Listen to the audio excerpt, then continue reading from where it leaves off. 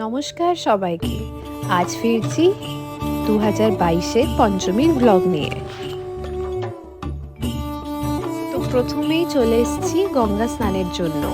যেহেতু আমরা মহালয়ার দিনে গঙ্গা স্নানে আসতে পারি না, তাই বেশিরভাগ পঞ্চমীর দিনে আসা হয়। আজ দেখুন গঙ্গা ঘাটে কত লোক আর ভালোই স্রোত বইছে। ওখান থেকে আসার পর দেখি প্যান্ডেলের লাস্ট কিছু ফিনিশিংয়ের কাজগুলো করা হচ্ছে।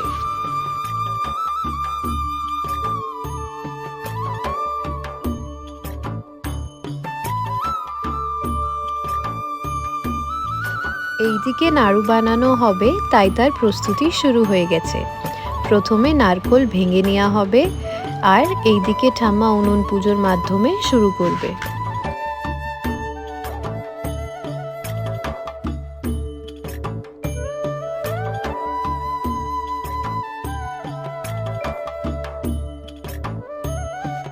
মোট 11টা নারকোলের নাড়ু বানানো হয়, তাই জন্যে তার প্রস্তুতি করা হচ্ছে।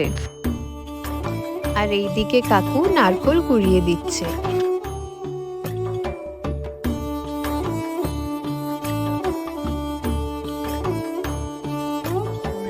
এখন এখানে প্রথমে তিল ভেজে নেওয়া হচ্ছে, তিলের নাড়ু তৈরি হবে বলে।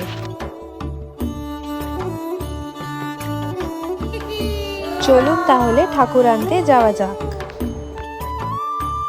এই চলে এলাম কুমোর ঘরে। মায়ের এই বছরে কি অপরূপ গোলাপি রঙের সাজ হয়েছে। এখন সবাই মিলে মাকে কুমোর ঘর থেকে বের করার প্রস্তুতি নিচ্ছি।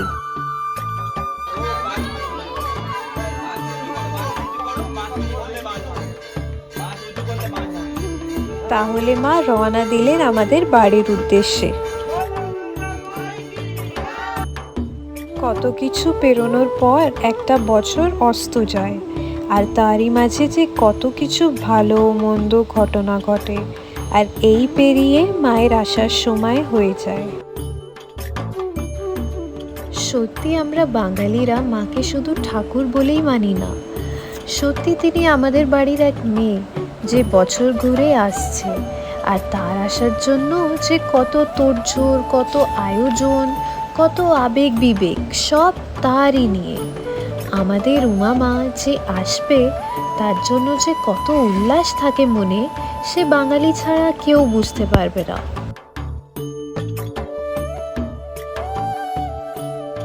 তাহলে এই যে উমা মা চলে এসছেন দ্বারে। এখন ঠাম্মা মাকে প্রবেশ করানোর জন্য কটা নিয়ম করে নিচ্ছে।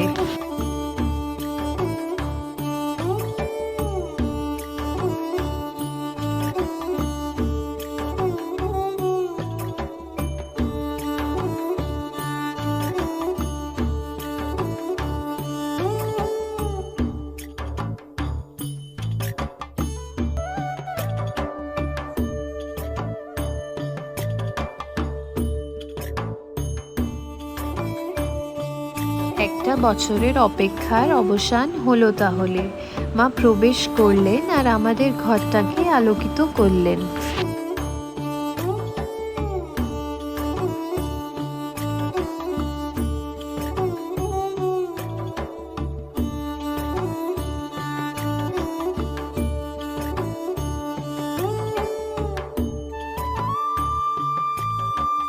এই যে মাকে তার বেদিতে স্থান দেওয়া হয়ে গেছে, আর তাহলে পুজো পুরোপুরি শুরু হয়ে গেল।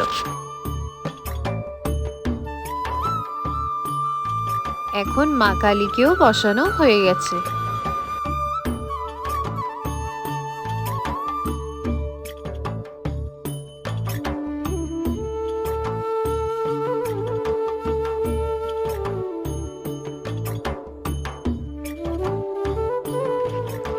এখন মাকে গয়না পরানোর কাজ চলছে।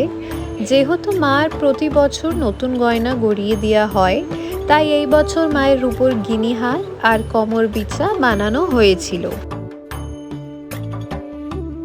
আপনারা দেখুন মাকে গয়না পরানোর কাজ।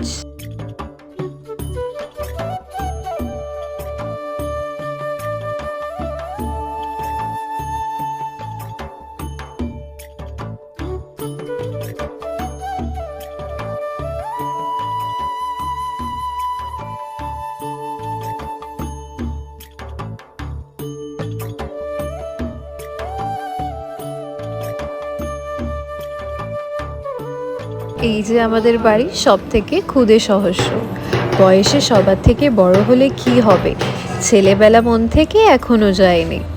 দেখুন দাদু ঢাক বাজাচ্ছে কেমন, কমেন্ট করে জানাতে ভুলবেন না কেমন লাগলো দাদুর ঢাক বাজানো।